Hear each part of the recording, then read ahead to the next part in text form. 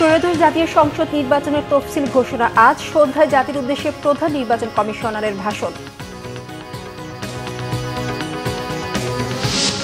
জাতীয় সংসদ নির্বাচন ও গণভোটকে ঐতিহাসিক ও স্মরণীয় করে রাখতে চায় সরকার, বললেন প্রধান উপদেষ্টা। বসে থাকার সময় নিয়ে ঝাঁপিয়ে পড়তে হবে মানুষের জন্য যুদ্ধে, মন্তব্য তারেক রহমানের। বললেন, ধানের শীষ বিজয়ী হলে রক্ষা পাবে দেশ। দেখছিলেন ক্রাউন সিমেন্ট সংবাদ শিরোনাম, এবার বিস্তারিত। বহুল প্রত্যাশিত ত্রয়োদশ জাতীয় সংসদ নির্বাচন ও জুলাই সনদের ব্যাপারে গণভোটের তফসিল ঘোষণা আজ বৃহস্পতিবার সন্ধ্যা ৬টায় জাতির উদ্দেশ্যে ভাষণে তফসিল ঘোষণা করবেন প্রধান নির্বাচন কমিশনার এএম নাসিরউদ্দিন।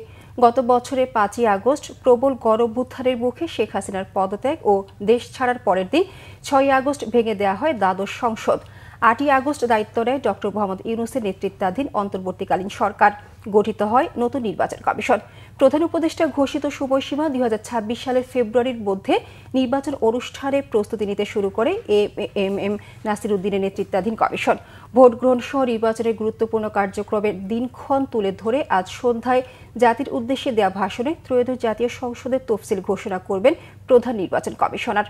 একই সাথে তুলে ধরা হবে জুলাই সনদ নিয়ে গণভোটের নানা দিকও। রাষ্ট্রপতি মোহাম্মদ শাহাবুদ্দিনের সঙ্গে বৈঠক করেছেন প্রধান নির্বাচন কমিশনার এএম নাসিরউদ্দিন ও অন্য ৪ কমিশনার। রীতি অনুযায়ী তফসিল ঘোষণার আগে সব ধরনের প্রস্তুতি জানানো হয় রাষ্ট্রপতিকে। এরপর সিইসি বিটিভি বেতারে ভাষণের মাধ্যমে ভোটের তফসিল ঘোষণা করেন।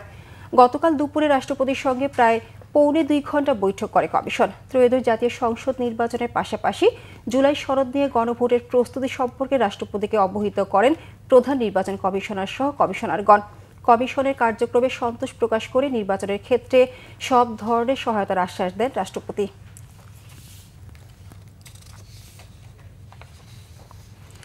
এদিকে আগামী নির্বাচনকে ঐতিহাসিক ও স্মরণীয় করতে উপজেলা নির্বাহী কর্মকর্তাদের নির্দেশ দিয়েছেন প্রধান উপদেষ্টা ডক্টর মোহাম্মদ ইউনূস।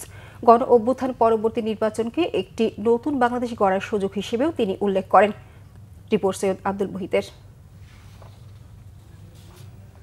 রাষ্ট্রীয় অতিথি ভবন যমুনা থেকে সারা দেশের উপজেলা নির্বাহী কর্মকর্তাদের সাথে ভিডিও কনফারেন্সের মাধ্যমে নির্বাচনের প্রস্তুতি নিয়ে দিক নির্দেশনামূলক বক্তব্য দেন প্রধান উপদেষ্টা ডক্টর মোহাম্মদ ইউনূস। এ সময় তিনি বলেন, বিগত আমলের নির্বাচনগুলো নির্বাচন নয়, প্রতারণা হয়েছে। গত ৩বার যে নির্বাচন হয়েছে সেটাও নির্বাচন, সেখানে নির্বাচিত হয়ে লোক সংসদে গেছে, কিন্তু আজকেও আরো বহুদিন ধরে সারা জাতি স্মরণ করবে সেগুলো তামাশা হয়েছে, প্রহসন হয়েছে, নির্বাচন হয় নাই। কাজে আমরা সেটার সঙ্গে তুলনা করছি না, তুলনা করার কোনো কারণ নাই। যে কোনো সুস্থ মস্তিষ্কের মানুষ বলবে ওটা কোনো নির্বাচন তো নয়, এটা জাতির সঙ্গে প্রতারণা করা হয়েছে। জাতির ইতিহাসে স্মরণীয় হয়ে থাকবে যে নির্বাচন, এমন নির্বাচনের কথা বলছি। কেন এটা ঐতিহাসিক হতে গেল? ঐতিহাসিক হতে গেল এই জন্য যে এটা অভ্যুত্থানের পরবর্তী নির্বাচন। অভ্যুত্থান মানে অতীতকে ফেলে দিছে। এটা এই সুযোগ গ্রহণ করে আমরা কৃতিত্বের পরিচয় দিতে পারি, ইতিহাসের পাতায় আমাদের নাম লিখে যেতে পারি। যদি অবহেলা করি তাহলে এই সুযোগ আমাদের থেকে চলে গেল, জাতির সামনে থেকে চলে গেল। জাতি যেমনি আছে মুখ থুবড়ে পড়ে থাকবে, আগে যেরকম পড়েছিল।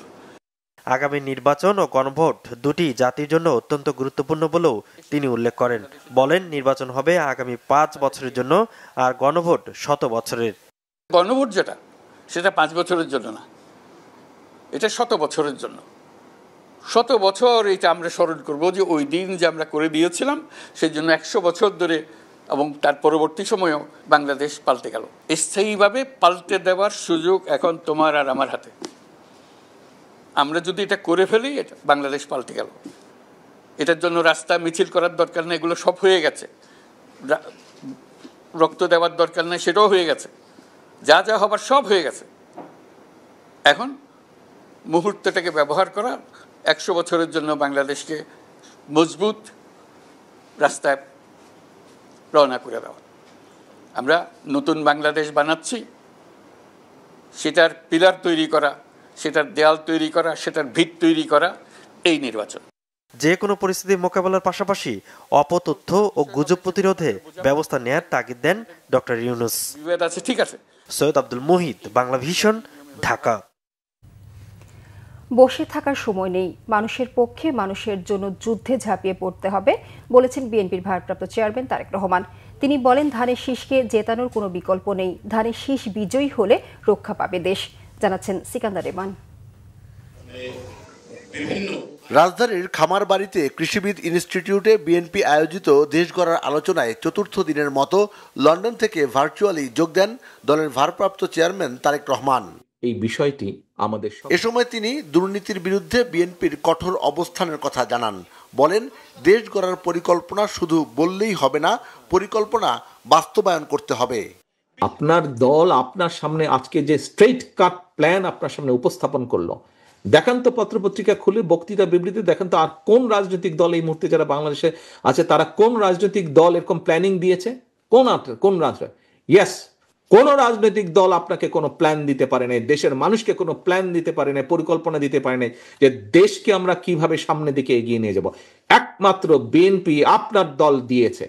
কাজেই এখন আপনার বসে থাকার সময় নেই, এখন আপনার বসে থাকার সময় নেই, আপনাকে যুদ্ধে নেমে পড়তে হবে। This is a war, this is a battle.